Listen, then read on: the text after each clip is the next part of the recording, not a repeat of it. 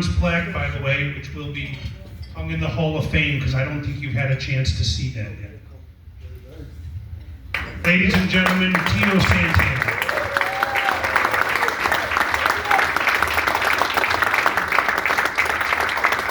Arriba! Well, I welcome her as one of the boys because she is one of the boys.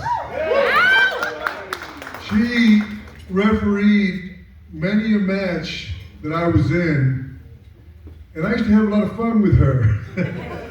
You know, but make her work a little harder in the ring, you know, but she didn't take no shit from nobody, I can tell you.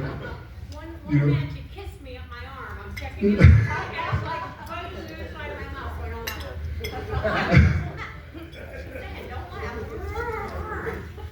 But we continue to be friends, and I do want to thank everybody that's here, because without you guys, there wouldn't be no wrestling, there wouldn't be no Hulk Hogan, there wouldn't be no Vince McMahon, there wouldn't be anybody, you know, and it's because of the wrestling fans.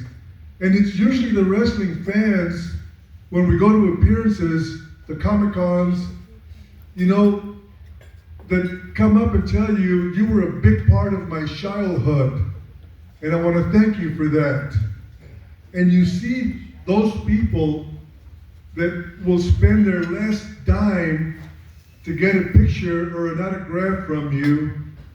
And I personally, and I'm sure there's a lot of the other boys that do the same thing, if they're struggling to, you know, come up with the cash, we usually let them slide, you know, and give them whatever they want. Because without them, we wouldn't be anybody. I want to thank everybody here in New York, because every time I've wrestled, whether it was in the Garden, my very first match in the Garden was against Johnny Rods.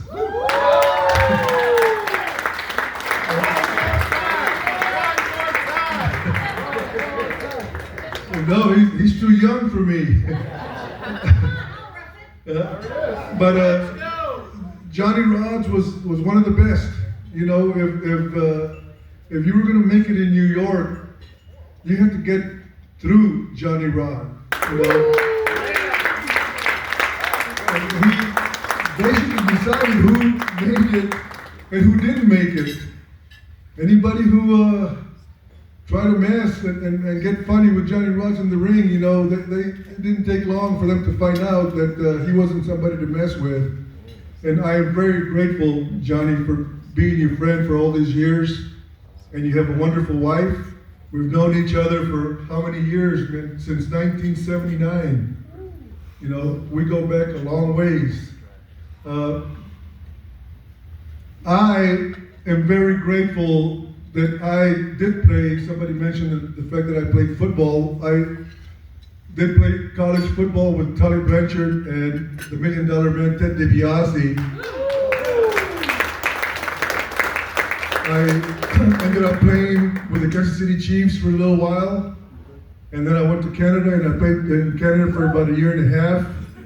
And I was very lucky that I got my degree. You know, wrestling has been good to me, and it's been good to a lot of the boys. It's been really, really good to me, but the fact that I had an education, when I do any speaking to, you know, kids, I always tell them, education is the most important thing for anybody. And I was so lucky when I gave Vince McMahon my notice in 1993 that I had my teaching degrees, and I ended up teaching for 26 years.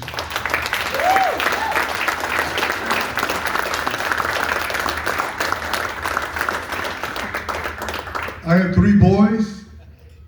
My oldest one's a lawyer, married to another lawyer. My middle one graduated from Princeton, and he traveled all over the world. And right now, a couple of weeks ago, we moved him to Rochester, New York.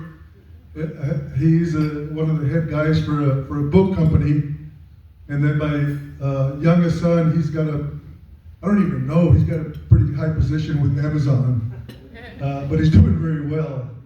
And I have a wonderful wife that I've been married to for going on 43 years.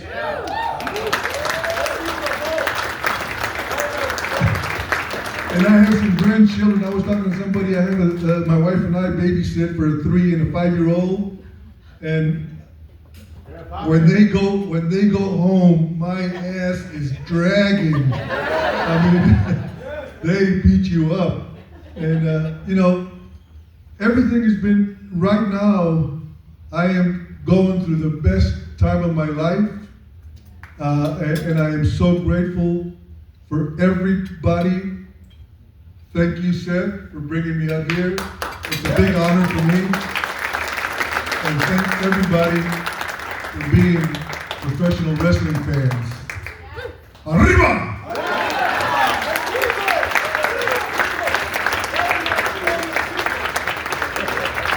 Don't call him Chico.